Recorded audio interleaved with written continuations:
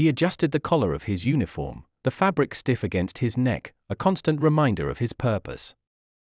The contract was simple: do as instructed, ask no questions, and ensure satisfaction. He had been paid well, more than enough to ignore the little voice in the back of his mind that sometimes whispered doubt. But doubt had no place in a job like this. Outside the glass panels lining the hallway, the vastness of space stretched endlessly, broken only by the distant glimmers of stars. He had traveled far from Earth, far from anything familiar, yet the work remained the same. A job was a job, no matter where in the galaxy it took him. He reached the door, hesitated for just a second, hardly long enough to notice before pressing his palm against the scanner. A soft chime, the lock released, and the doors slid open. The room beyond was bathed in a soft, ambient glow, the kind meant to soothe, to put people at ease. His client sat in the center, her silhouette sharp against the backdrop of the cosmos. She was beautiful in an unsettling way, like a painting that felt just slightly off. Her features were flawless, her posture regal, but there was something in her eyes, something unreadable. He had seen all kinds before, people from every walk of life, but something about her made his pulse quicken. Still, he reminded himself of the rules. No questions. No hesitation. She studied him as he stepped forward, the silence stretching between them. He knew better than to speak first. Some clients liked control, liked to dictate every detail. Others wanted something more personal, a sense of genuine connection, even if it was manufactured. He could play any role. It was what he was paid for. But she didn't say anything. She simply watched him, the faintest tilt to her head, as if she were examining something unexpected. He waited. Seconds passed. The weight of her gaze was heavier than any he had felt before. "You don't belong here," she said at last, her voice smooth, yet carrying something beneath it, something cold. The statement caught him off guard, but he masked it well.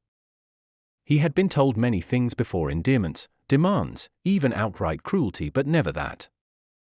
With respect, he answered carefully, "I go where I'm paid to go." A small smile, unreadable. "And you don't ask questions." "That's right." She leaned forward slightly, just enough for the light to catch the shimmer of her skin. Not a trick of the room's glow. Something else. Something not human. His breath caught for just a moment. He had been with off-worlders before, but there was something about her that felt different. Not just alien dangerous. "You should," she said, her voice softer now, almost pitying. He forced himself to hold his ground, to keep his expression neutral. "That's not part of the job." Her gaze didn't waver. "Then you've been given the wrong job."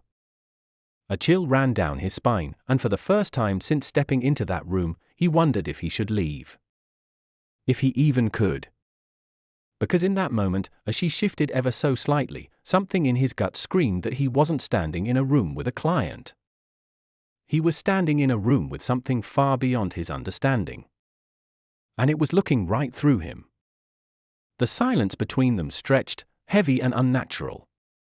He was used to clients taking their time, drawing things out, testing his patience, but this was different. There was an edge to it, like a predator watching prey that hadn't realized it was already caught. He swallowed, slow and controlled, keeping his breathing steady. Whatever this was, he had to play it right. People like him didn't get second chances.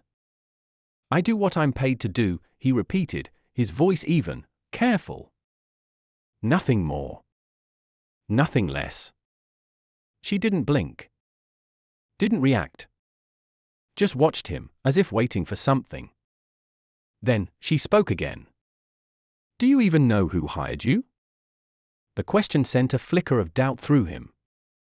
It wasn't unusual not to meet the employer directly. Third parties, anonymous contracts, encrypted messages, that was all standard. But now, standing in this room, facing her, it suddenly felt less like standard procedure and more like a trap closing around him. He shifted his stance, just slightly. "Doesn't matter," he said. Her smile was small, almost amused. It should. Something about the way she said it made his skin prickle. He had been in dangerous situations before, but those had been clear angry clients, deals gone wrong, mistakes that had consequences. This was different. This wasn't just danger. This was something deeper. Something he didn't understand. She leaned back, fingers tapping against the smooth surface of the chair's armrest. "You're not the first," she said. His jaw tightened. "First what?" Her eyes flicked over him, unreadable. "The first they sent."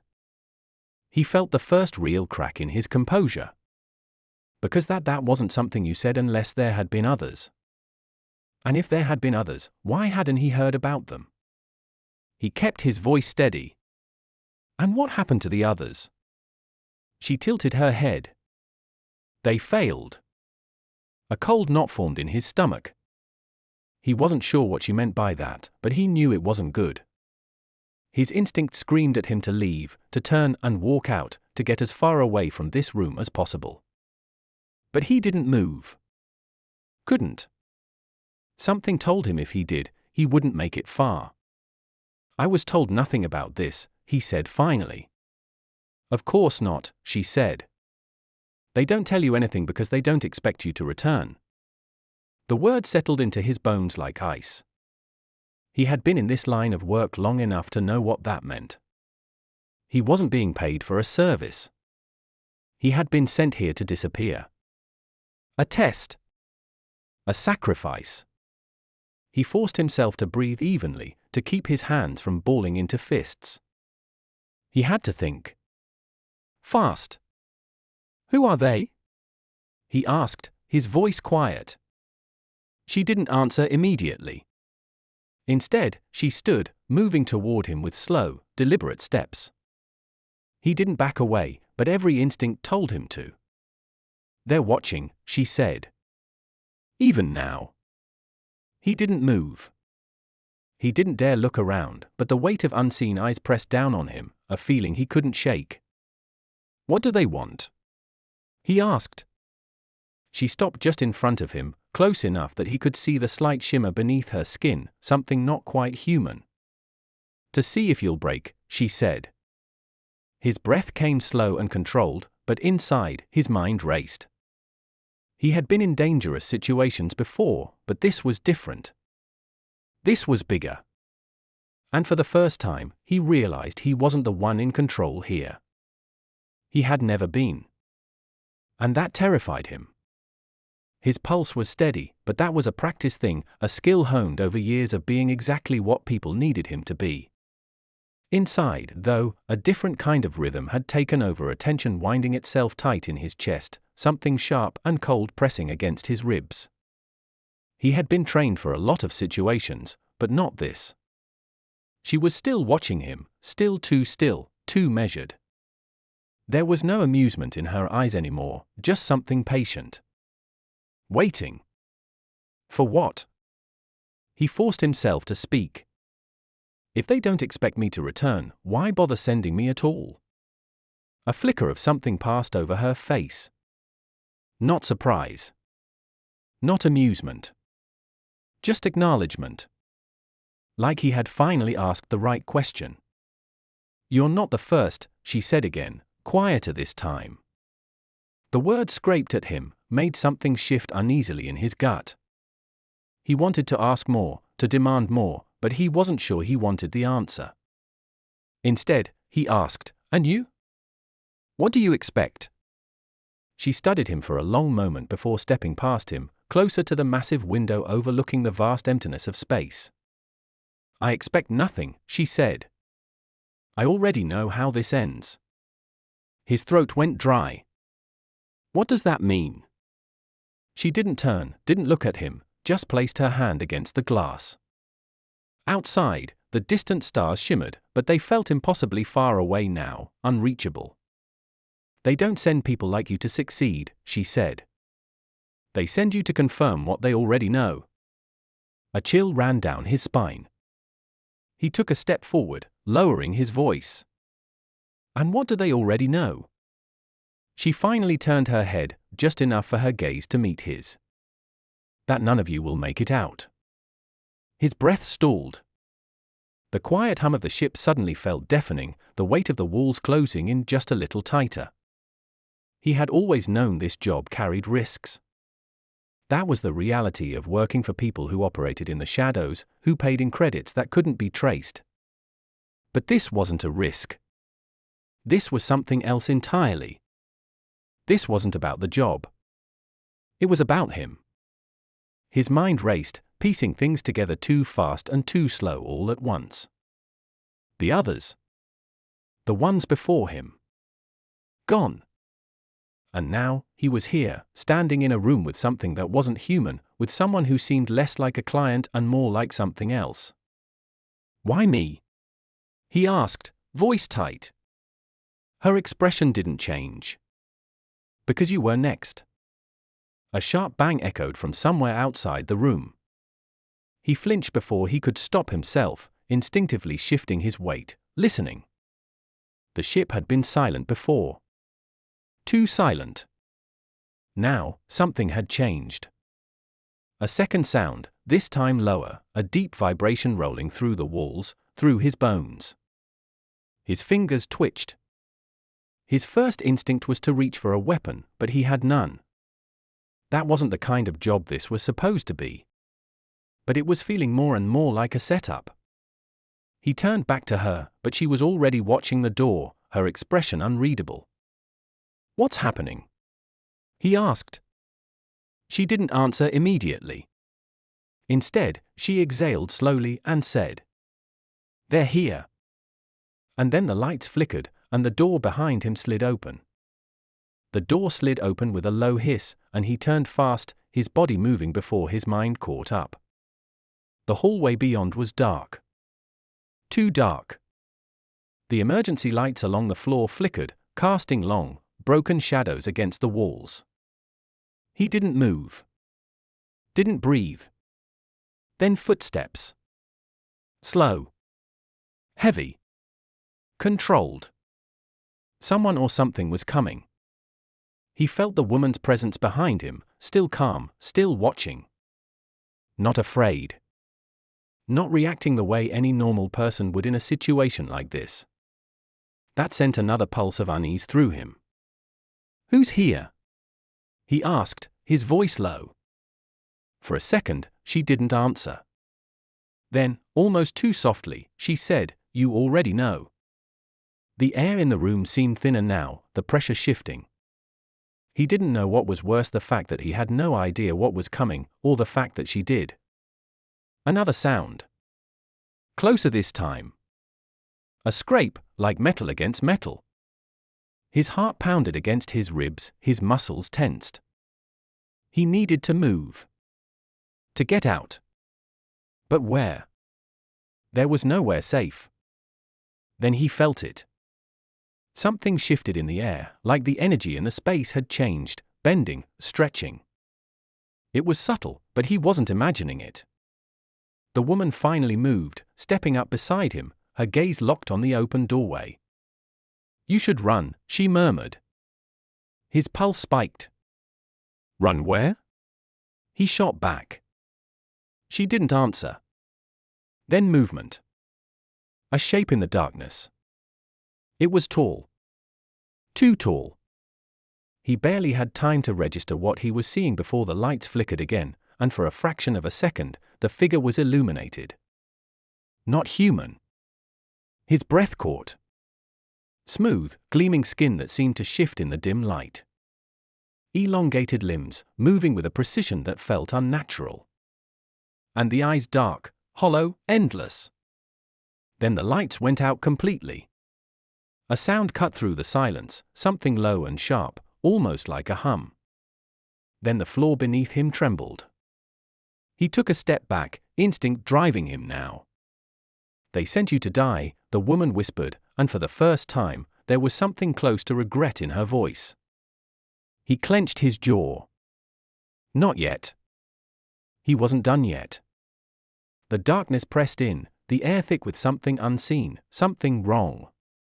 Then, just as he braced himself, the humming grew louder. And something moved in the black. The darkness was suffocating, thick like oil, pressing in from all sides. He had no weapon, no plan, just instinct screaming at him to move, to do something before it was too late. Then light. Not from the overhead panels. Not from the flickering emergency strips along the floor. From her. A faint glow pulsed beneath her skin, spreading like veins of liquid fire. It was subtle at first, just enough to illuminate the edges of her face, the sharp lines of her jaw, the steady rise and fall of her breath. But then it intensified, casting a pale, eerie radiance across the room. And in that glow, he saw them. The figures in the doorway. Not one. Many. Tall, angular forms shifting in the shadows, their movements fluid but deliberate. The hum wasn't just sound, it was them, resonating, vibrating through the air itself. His chest tightened. The woman didn't flinch. Didn't step back. If anything, she seemed calm. He wasn't. "What are they?" he asked, his voice barely above a whisper. She didn't look at him, didn't blink. "The reason you were sent here." His stomach twisted. A test. A trap. A sacrifice. It was never about what he could do. It was about what would happen to him when they arrived. And now, they were here.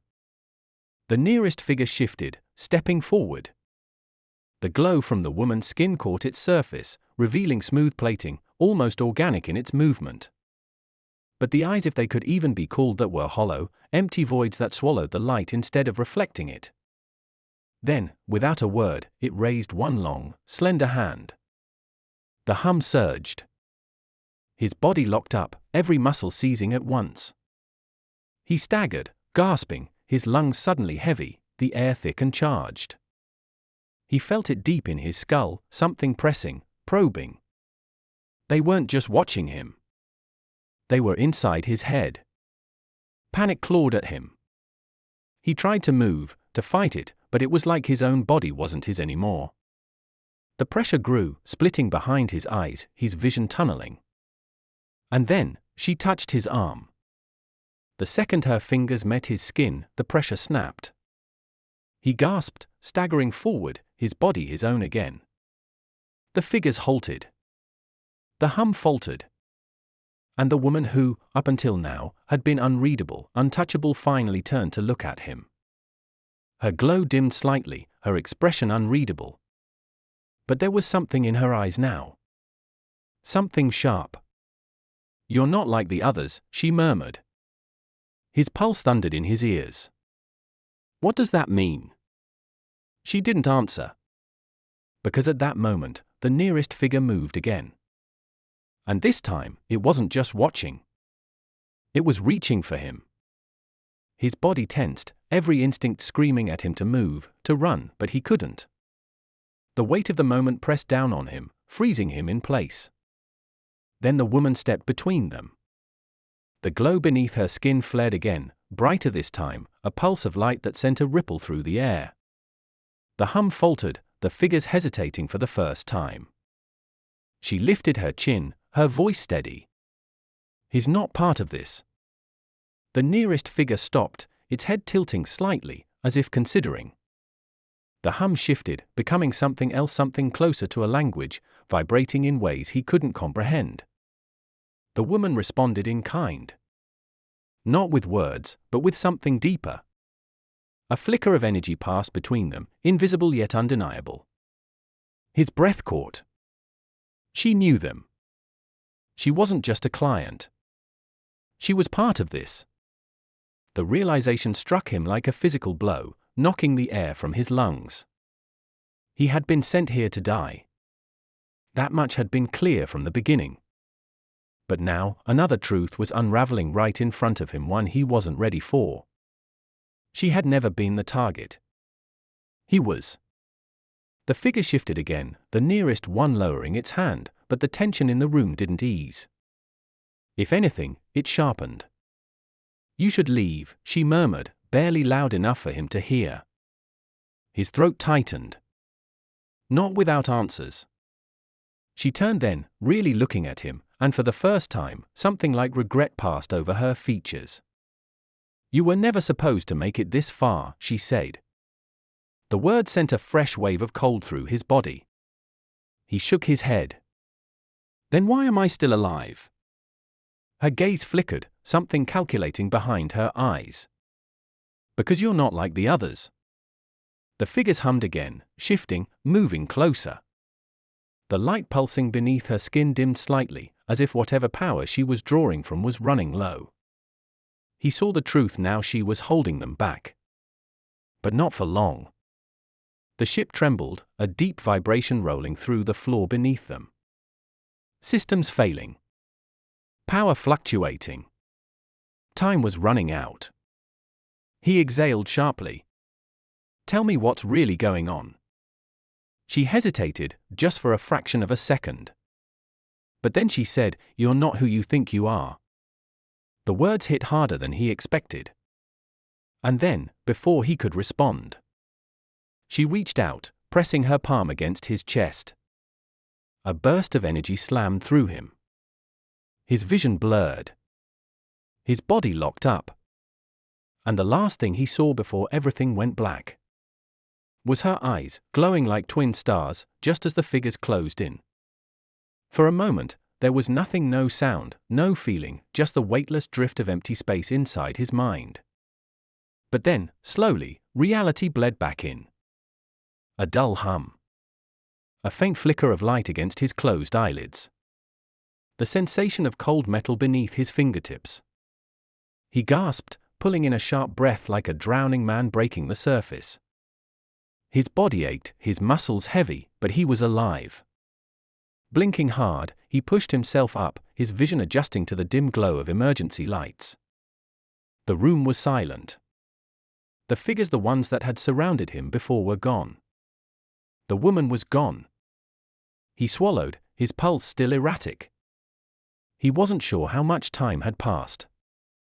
Minutes? Hours? His mind reeled, trying to piece everything together. The mission. The trap. The impossible truth she had spoken before everything went dark. "You're not who you think you are." The words wouldn't leave him. They twisted in his skull, gnawed at his thoughts like a parasite. Pushing to his feet, he took in his surroundings. The ship was still intact, but barely. The air felt thinner, the power struggling to hold on. He needed to get out. Staggering forward, he moved toward the corridor, his legs unsteady but functioning. The halls were eerily quiet, no sign of the chaos from before. It was as if the ship had been abandoned. Or maybe reset. The thought chilled him. As he reached the control panel near the docking bay, he hesitated. He knew something wasn't right. This wasn't just another failed mission. It wasn't just a job gone wrong. They had sent him here for a reason. He had survived for a reason. Taking a slow breath, he accessed the ship's logs, his fingers moving on instinct. Lines of data scrolled past, encrypted messages, security overrides. But then he saw it: his designation. Not his name. A number. A file. He felt his stomach drop. His hands trembled slightly as he opened it. The text filled the screen, stark against the dark background. Subject: Unit 7A13. Status: active. Mission objective: final evaluation. The breath in his lungs turned to ice. He wasn't an employee. He wasn't even human. The memories in his head, the years of training, the life he thought he had lived, it was all fabricated. A carefully crafted illusion, designed to test him, to measure his responses. A final evaluation. The woman had known.